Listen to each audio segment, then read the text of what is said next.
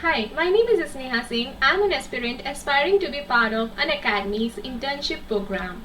I want to join Unacademy because Unacademy is the largest learning platform of the country and its prestige is certainly a factor. Apart from this, I have been a student of Unacademy and it has helped me significantly in achieving results in my competitive exams. I know the quality of education provided here is of top-notch level and the educators here are the best educators. Now continuing my intro, I am 24-year-old individual from Ghaziabad, Uttar Pradesh. I have done my BSc in Physical Science with Computer Science from Delhi University and I have completed my Bachelor's in Education from CCS University. Apart from this, I am CTET qualified and I have cleared pre-examinations of many SSC government exams and other government exams. And I am striving to become teacher. I'm striving to join this profession because I think it is a very noble profession and it is a two-way learning process. It's not just that students are the empty vessels and teachers fill them. It's two-way learning process, and apart from this I have interest in child psychology, educational philosophy and constructivism, socialism, and I have experience in teaching in both formal and informal environment in school, coaching and tuition, and I want to grow professionally if Unacademy evaluate me and likes my video. Thank you. Here I have prepared content plan for biology. It is of 50 hours duration and it is for all SSC examination. So let's get started. I have made this content plan session in English language. So let's get started. First chapter. First of all, we have to see how many chapters we have to study here. So I have mentioned 20 chapters that I feel are the most important, and then we will look how much time we will have to give to each chapter. So major chapters here are these, like major branches of biology, cell theories, function and structure, tissues, biomolecule, chromosomes, genetics, organic evolution, animal kingdom, plant kingdom, human body, vitamins and nutrients, human disease, symptoms and treatment, plant kingdom, plant morphology, plant physiology, reproduction in flowering plants, economical importance of animals and plants, genetic engineering and biotechnology, major biologist, invention and some other miscellaneous topics. सो यहाँ पे content plan में मैंने जो पहला chapter लिया है वो है मेजर ब्रांचेस ऑफ बायोलॉजी. इसको मैंने 1 आवर अलॉट की है बिकॉज ये बहुत बड़ा चैप्टर नहीं है. इसमें हमें बायोलॉजी के कुछ ब्रांचेस जैसे साइटोलॉजी, माइकोलॉजी, पैलियोंटोलॉजी ये सब हम पढ़ेंगे. सेकेंड चैप्टर इज सेल के बारे में हम उसकी कई सारी थ्योरीज, स्ट्रक्चर और फंक्शंस पढ़ेंगे. फिर एनिमल सेल और प्लांट सेल में क्या डिफरेंस होता है ये भी हम इसमें जानेंगे. Next chapter is tissues.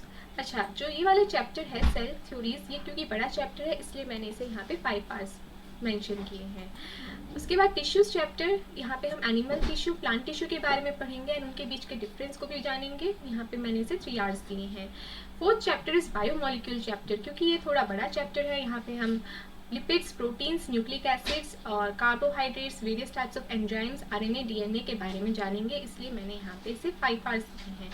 Next chapter is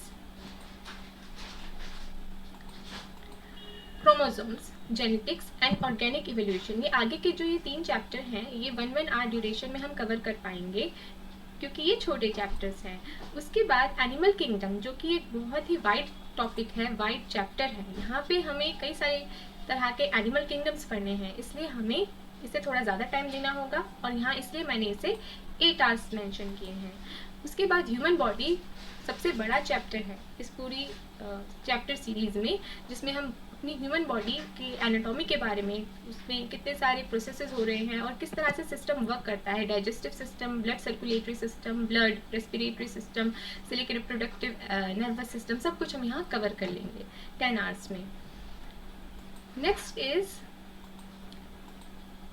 10th chapter, जिसमें विटामिन एंड न्यूट्रिएंट्स को हम पढ़ेंगे. ये क्योंकि यहाँ से क्वेश्चंस बनते ही रहते हैं, किस विटामिन की डिफिशियंसी से कौन सी डिजीज़ हो जाती है, या ये वाला विटामिन किस सब्सटेंस में पाया जाता है, किस फ्रूट में पाया जाता है, इस तरह से क्वेश्चंस आते रहते हैं.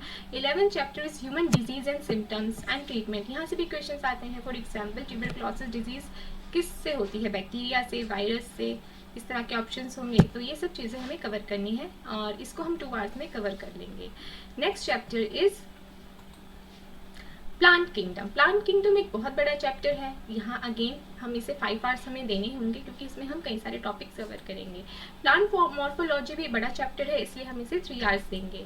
फिर प्लांट फिजियोलॉजी, जिसमें हम प्लांट्स के वेरियस प्रोसेसेस और उससे रिलेटेड जो भी प्लांट्स में चीज़ें होती हैं, जैसे ट्रांसपीरेशन, फोटोसिंथेसिस, रेस्पिरेशन कैसे होता है प्लांट्स में, वो सब यहाँ हम पढ़ेंगे और इसके हम इसे ऑलमोस्ट 3 आवर्स में हम इसे कवर कर लेंगे। कई सारे चैप्टर्स यहाँ पे मैंने मेंशन किए हैं, ये सब हम छोटे ड्यूरेशन में कवर कर सकते हैं, कम ड्यूरेशन में, जैसे reproduction in flowering plants, economical importance of animals and plants, and some biologist and major inventions, ये सब हम कवर कर लेंगे।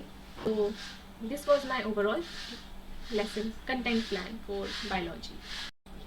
The topic that I have selected for demo video is from the chapter cell structure and function, और यहाँ इसमें मैं कुछ टॉपिक्स आज कवर करने वाली हूँ, वो है cell introduction, organization of life, cell discovery, cell and its organelles, and animal versus plant cell.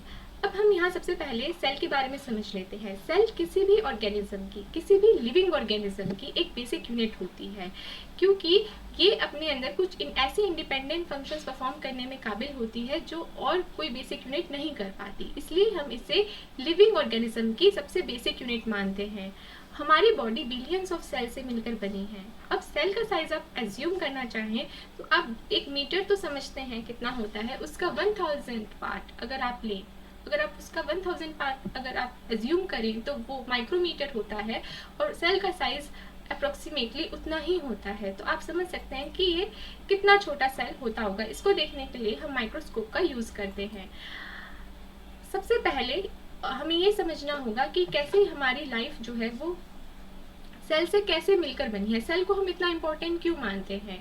कई सारे एटम्स मिलके मॉलिक्यूल बनाते हैं, और कई सारे मॉलिक्यूल्स मिलके सेल ऑर्गेनेली बनाते हैं, और कई सारी सेल ऑर्गेनेलीज मिलके सेल बनाती हैं, और कई सारे सेल मिलकर टिश्यूज बनाते हैं, और कई सारे टिश्यूज मिलकर फिर ऑर्गन बनाते हैं, और इन ऑर्गन्स से मिलकर एक ऑर्गन सिस्टम बनता है, और वो फिर एक ऑर्गेनिज्म बनता है। और कई सारे ऑर्गेनिज्म जब मिलते हैं तो एक पॉपुलेशन बनती है, फिर इकोसिस्टम, बायोम, जैसे एक डेजर्ट है, एक ग्रासलैंड है, ट्रॉपिकल फॉरेस्ट है।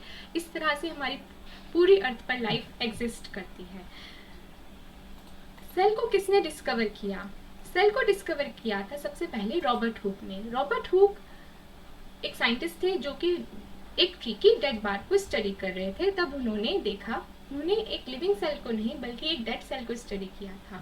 तो उनको कुछ ऐसे स्ट्रक्चर्स देखने को मिले जब उन्होंने माइक्रोस्कोप से उस बार्क को स्टडी किया। तो उसके बाद पहला लिविंग सेल किसने डिस्कवर किया? पहला लिविंग सेल डिस्कवर किया है लीवेनहॉक ने। इन्होंने पोंड वाटर को स्टडी किया था और इन्होंने कुछ ऑर्गेनिजम्स को मूव करते देखा माइक्रोस्कोप में, तब इन्होंने पहला लिविंग सेल डिस्कवर किया। अब हम कुछ सेल के बारे में पढ़ लेते हैं। जैसे सेल के ऑर्गन्स, जैसे हमारी बॉडी होती है ना, हमारी बॉडी में कई सारे ऑर्गन्स अलग अलग फंक्शन परफॉर्म करते हैं। लीवर रेस्पिरेशन का काम करता है, स्टमक डाइजेशन का काम करता है, हार्ट ब्लड को पंप करने का काम करता है। उसी तरह से सेल के अंदर भी कई सारे उसके ऑर्गन्स होते हैं जिन्हें हम ऑर्गेनेलीज बोलते हैं, और ये different organelles different function perform करते हैं। यहाँ कुछ हमने उन्हीं ऑर्गेनेलीज के नाम मैंने मेंशन किए हैं, जैसे cell membrane, cell wall, cytoplasm, nucleus. तो हम इनके बारे में आगे पढ़ेंगे। तो हम एक एनिमल सेल देख लेते हैं कि होता कैसा है। ये आप जो एक राउंड कलर का सा ओवल शेप का यहाँ पे जो स्ट्रक्चर देख रहे हैं, ये है सेल, और इसके बीच में जो अगेन आप एक राउंड कलर का, पर्पल कलर का जो स्ट्रक्चर देख रहे हैं, लाइट पर्पल कलर का, ये है न्यूक्लियस। इसे हम कहते हैं सेल का ब्रेन, क्योंकि यही सारे कंट्रोल करता है सभी इंपॉर्टेंट फंक्शन सेल के। और इम्पॉर्टेंट ऑर्गेनेलीज अगर हम देखें तो वो है माइटोकॉन्ड्राया। माइटोकॉन्ड्राया पावर हाउस होता है सेल का, क्योंकि ये यहाँ से एनर्जी रिलीज करता है, सेल के लिए एनर्जी प्रिपेयर करता है। एडिनोसाइन ट्राइफॉस्फेट नाम की एनर्जी करेंसी रिलीज करता है। उसके बाद साइटोप्लाज्म जो है ये एक जेली लाइक सब्सटेंस है। जो आप ये पूरा येलो कलर का जो पार्ट देख रहे हैं इस इमेज में, वो है साइटोप्लाज्म। साइटोप्लाज्म एक जेली लाइक सब्सटेंस है जिसमें डिफरेंट ऑर्गेनेलीज जो है वो स्विम करती रहती हैं, तैरती रहती हैं। जैसे हमारी बॉडी में ब्लड रहता है, वैसे ही यहाँ पे साइटोप्लाज्म है। उसके बाद यहाँ पे एक बहुत ही इंपॉर्टेंट ऑर्गेनेली है जिसका नाम है एंडोप्लाज्मिक रेटिकुलम। एंडोप्लाज्मिक रेटिकुलम क्यों इंपॉर्टेंट है? क्योंकि ये जो है बॉडी, जैसे जो सेल की पूरी बॉडी है उसमें ट्रांसपोर्टेशन का काम करता है, साथ ही ये काम करता है प्रोटीन्स और फैट्स को सिंथेसिस करने का काम करता है। और ये 2 टाइप्स का इसलिए है क्योंकि जो रफ एंडोप्लाज्मिक रेटिकुलम होता है ये प्रोटीन का सिंथेसिस करता है, और जो स्मूथ एंडोप्लाज्मिक रेटिकुलम आप देख रहे हैं पर्पल कलर से, ये काम करता है लिपिड्स, फैट को सिंथेसिस करने का। और डिफरेंट सब्सटेंस के ट्रांसपोर्टेशन के लिए भी एंडोप्लाज्मिक रेटिकुलम इंपॉर्टेंट होती है। उसके बाद हम बात करते हैं सेल मेम्ब्रेन की। सेल मेम्ब्रेन क्या है? सेल मेम्ब्रेन एक बाउंड्री है जो सेल को इंक्लोज करती है, और ये सिलेक्टिवली परमिएबल होती है। परमिएबल मतलब ये क्या करती है कि ये अपने अंदर से केवल कुछ सिलेक्टिव चीज़ों को ही आर पार जाने देती है। इसके बाद हम बात करते हैं यहाँ पे गोल्गी एपरेटस की। गोल्गी एपरेटस का क्या फंक्शन है? ये सभी क्योंकि अपने अपने फंक्शन परफॉर्म कर रहे हैं, एक तरह से हमारी बॉडी के जैसे ऑर्गन है वैसे ही ये सेल के डिफरेंट ऑर्गेनेलीज हैं। तो गोल्गी एपरेटस को ही भेज देते हैं एंडोप्लाज्मिक रेटिकुलम अपना जो भी वो सिंथेसाइज्ड प्रोटीन या फैट होता है। फिर गोल्गी एपरेटस क्या करता है कि उसको सेल में जहाँ जहाँ रिक्वायरमेंट है वहाँ वहाँ वो सेंड करने का काम करता है। इसलिए हम गोल्गी एपरेटस को सेल का पोस्टमैन भी कहते हैं। ये चीज़ ध्यान रखने वाली है क्योंकि यहाँ से क्वेश्चंस आते हैं। Next is centriole. सेंट्रियोल जो है ये सेल के डिवीजन में काम करता है। उसके बाद वैक्यूल। वैक्यूल जो है वो एक इम्पॉर्टेंट है, ऑर्गेनेली है, क्योंकि ये अपने अंदर वाटर को स्टोर करके रखता है और वेस्ट सब्सटेंसेस को भी ये अपने अंदर स्टोर करके रखता है। इसलिए वैक्यूल भी, कई सारे वैक्यूल एनिमल सेल में मिलते हैं, छोटे छोटे साइज के, एक तरह के स्टोरेज सैक हम इन्हें कह सकते हैं। फिर इंपॉर्टेंट ऑर्गेनेली आती है राइबोसोम। राइबोसोम बहुत इंपॉर्टेंट है, इसे हम प्रोटीन फैक्ट्री कहते हैं सेल की। ये हमें नोट करके रखना चाहिए क्योंकि ये यहाँ से भी क्वेश्चन बनता है कि प्रोटीन फैक्ट्री किसे कहते हैं सेल की, क्योंकि प्रोटीन को बनाता है। साथ ही हम लाइसोसोम की अगर हम बात करें तो लाइसोसोम एक इसलिए इम्पॉर्टेंट है क्योंकि कई बार ऐसी सिचुएशन हो जाती है कि सेल को खुद को डिस्ट्रक्ट करना पड़ता है, तो इसीलिए लाइसोसोम उस टाइम ऐसे कुछ एंजाइम रिलीज करता है, खुद वो बस्ट हो जाता है और फिर कुछ ऐसे एंजाइम वो रिलीज करता है जो कि पूरे सेल को बस्ट कर देते हैं। तो यहाँ पे ये कुछ इंपॉर्टेंट ऑर्गेनेलीज हमने एनिमल सेल की पढ़ी, पर हमें साथ ही में प्लांट सेल के बारे में भी पढ़ना है। प्लांट सेल में भी ऑलमोस्ट वही सभी ऑर्गेनेलीज सिमिलर होती हैं, पर कुछ डिफरेंस होता है। सबसे पहला डिफरेंस होता है सेल वॉल का। सेल वॉल में प्लांट्स में एडिशनल सेल मेम्ब्रेन के बाहर एक लेयर होती है, एक और सेल मेम्ब्रेन होती है जो कि रिगिड होती है और जो सिलेक्टिवली परमिएबल नहीं होती है, फ्रीली परमिएबल होती है। मतलब वो अपने आर पार किसी भी सब्सटेंस को आने जाने देती हैं। तो वो सेल वॉल एनिमल सेल में एब्सेंट होती है, पर प्लांट सेल में वो प्रेजेंट होती है। साइज का भी एक डिफरेंस है कि प्लांट सेल जो है वो साइज में बड़ा होता है और 100 माइक्रोमीटर्स तक ये देखने को मिल सकता है, पर वहीं जो एनिमल सेल है वो 10 से 30 माइक्रोमीटर्स की लेंथ का होता है।